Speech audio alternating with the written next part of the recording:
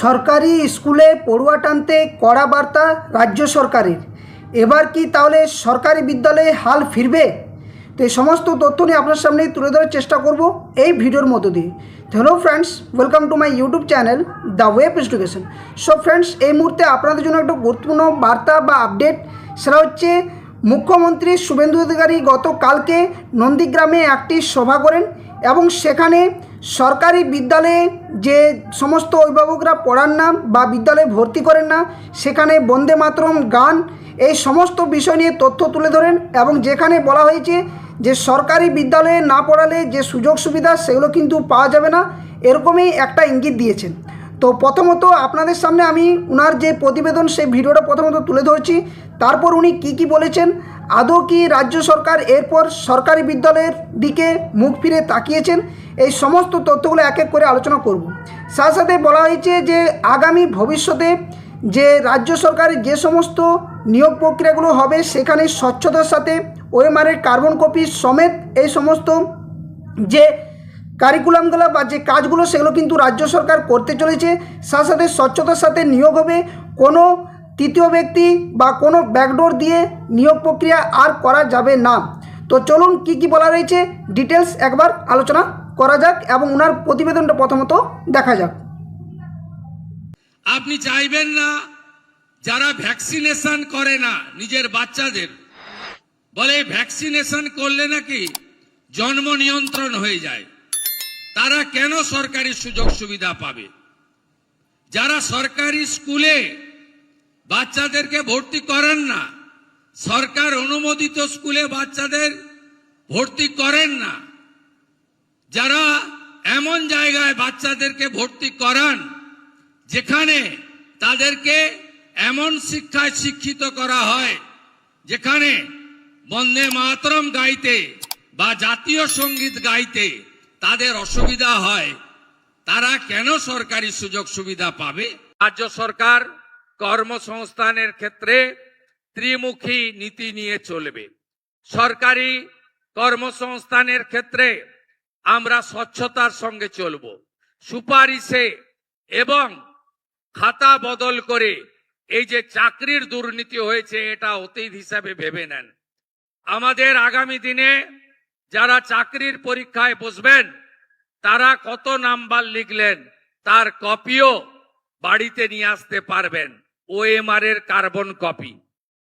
আগে মৌখিক পরীক্ষায় বেশি নম্বর ছিল, আমরা মৌখিকের নাম্বারও কমিয়ে দেব, একাডেমিকের নাম্বারও বিবেচনায় আনব এবং আজকে এসসি এসটি, প্রকৃত ওবিসি এবং ইডব্লিউএস বা দিব্যাঙ্গ যারা বঞ্চিত হয়েছেন আগের সরকারের আমলে, আমরা 100 রোস্টার মেনে তফসিলি জাতি উপজাতি, আমাদের প্রকৃত ওবিসি, দিব্যাঙ্গজন এবং অর্থনৈতিকভাবে উইকার যারা ইডব্লিউএস তাদের সংরক্ষণও যথাযথভাবে দেব।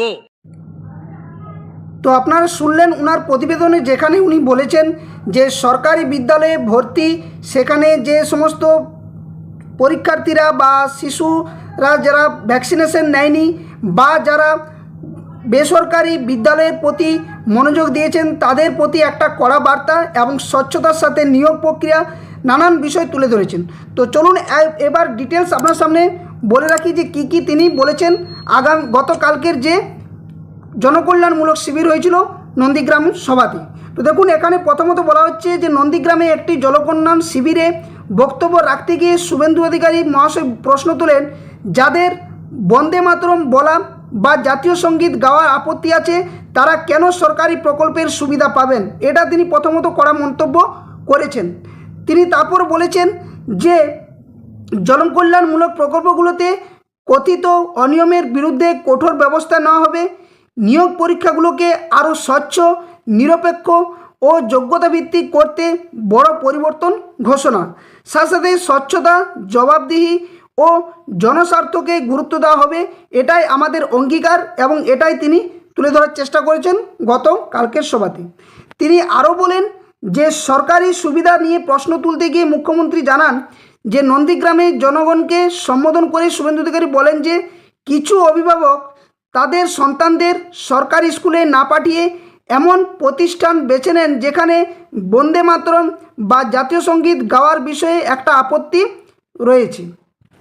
তো বুঝতে পারছেন ব্যাপারগুলো কোন দিকে গড়াচ্ছে, অর্থাৎ রাজ্য সরকার একটা সম্পূর্ণভাবে চাইছে যে সরকারি বিদ্যালয়ের প্রতি একটা মনোযোগ, সেখানে দেশাত্মবোধক যে গানগুলো সেগুলো গাওয়া, সাথে সাথে অভিভাবকদের এটাও বারংবার বলা হচ্ছে যে সরকারি পোষিত যে সমস্ত বিদ্যালয়গুলো রয়েছে প্রাইভেটাইজেশন না গিয়ে সরকারি বিদ্যালয়ে পঠন পাঠনের কথাও তিনি তুলে ধরেছেন। তিনি এখানে বলেন যে সরকারি সুবিধা নিয়ে প্রশ্ন তুলতে গিয়ে বলেন যে নন্দীগ্রামের জনগণকে যে সম্বোধন করে যে কিছু অভিভাবক তাদের সন্তানদের সরকারি স্কুলে না পাঠিয়ে এমন প্রতিষ্ঠান বেছে নেন যেখানে বন্দে মাতরম জাতীয় সঙ্গীত গাওয়া বিষয়ে আপত্তি থাকছে। সাথে সাথে তিনি বলেন যে সরকারি নিয়োগ পরীক্ষায় স্বচ্ছতা বাড়াতে একটি নতুন পদ্ধতির ঘোষণা, সরকারি পরীক্ষায় অংশগ্রহণকারী প্রার্থীরা এখন থেকে তাদের ওএমআর শিটের উত্তরপত্রের কার্বন কপি বাড়িতে নিয়ে যেতে পারবেন। তার মতে এই পদক্ষেপটি নিয়োগ প্রক্রিয়াকে আরও স্বচ্ছ করবে এবং অনিয়মের সম্ভাবনা কমাবে। অর্থাৎ যেখানে স্বচ্ছতা, ন্যায় এবং সুযোগের যে সমান অধিকার সে নিশ্চিত করতে আমাদের লক্ষ্য বলে তিনি জানিয়েছেন। এখানে বেশ কিছু একটা বিষয় লক্ষ্য করা গেছে। তিনি বলেছেন যে বেশ কিছু বছর ধরে ছাত্রছাত্রীদের অভাবে রাজ্যের অনেক সরকারি স্কুলের উদ্বেগ বাড়েছে, যেখানে বেসরকারি স্কুলের সঙ্গে প্রতিযোগিতায় কোথায় যেন পিছিয়ে পড়ছে তারা। এবার স্কুলে পড়ুয়া টানতে সরকারি সুবিধার কথা জানিয়ে দিলেন সিএম শুভেন্দু অধিকারী মহাশয়। অর্থাৎ এক্ষেত্রে অভিভাবকদের প্রতিও একটি যে সমান মনোভাব বা নজর দেওয়ার জন্য তিনি জানিয়েছেন, যেখানে বেসরকারি বিদ্যালয়গুলোতে অভিভাবকরা তাদের সন্তানদের পাঠাচ্ছেন, যেখানে সরকারি বিদ্যালয়গুলো একটা ফাঁকা মাঠের মতো অবস্থাতে পড়ে রয়েছে। তো দেখুন বিষয়টা হচ্ছে গত এক দশকের অধিক সময় ধরে রাজ্যের যে শিক্ষার হাল বা দশা, যেখানে শিক্ষক নিয়োগ নেই, যেখানে পঠন পাঠন ঠিকভাবে হচ্ছে না, যেখানে ছাত্রছাত্রীর সংখ্যা কমে যাচ্ছে, যেখানে বিদ্যালয় ইনফ্রাস্ট্রাকচার অভাব রয়েছে, এই সমস্ত একটার পর একটা কিন্তু বিষয় দেখা গেছে গত এক দশক বেশি সময় ধরে। তো যাতে করে সরকারি বিদ্যালয়ে ছাত্রছাত্রীদের পড়াশোনা করার যে একটা প্রবণতা দেখা যায় এবং অভিভাবকদের প্রতি একটা যে সমভাবাপন্ন মনোভাব যাতে গড়ে ওঠে সরকারি বিদ্যালয়ের প্রতি, সেই সমস্ত বার্তাগুলো দিতে চলেছেন মাননীয় মুখ্যমন্ত্রী শুভেন্দু অধিকারী মহাশয়।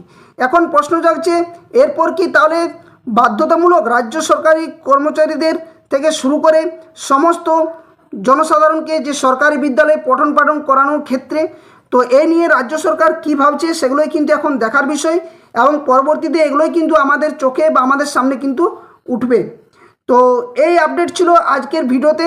আশা করছি এটা খুবই গুরুত্বপূর্ণ একটা বার্তা। খুব দ্রুত কিন্তু রাজ্যের পড়ার প্রতি যে একটা মনোযোগ, সরকারি বিদ্যালয়ের প্রতি যে একটা মনোভাব ভালো পোষণ করা, সাথে সাথে স্বচ্ছতার সাথে নিয়োগ, দুর্নীতি মুক্ত নিয়োগ, এই ব্যবস্থাপনায় কিন্তু বর্তমান প্রজন্ম চাইছে।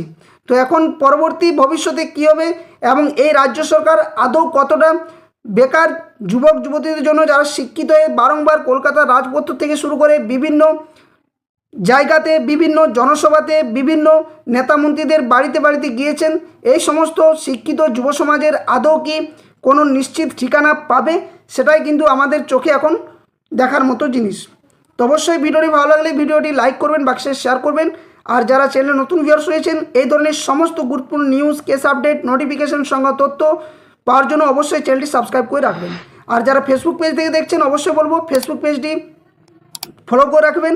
ভিডিও ডেসক্রিপশন বক্সে অফিসিয়াল টেলিগ্রাম চ্যানেল লিঙ্ক এবং অফিসিয়াল ফেসবুক পেজের লিঙ্ক দেওয়া রয়েছে। তো ধন্যবাদ, জয় হিন্দ। আবার কোনো একটা নতুন ভিডিও নিয়ে আপনাদের সামনে হাজির হবো। ততক্ষণের জন্য সকলে সুস্থ থাকুন, ভালো থাকুন।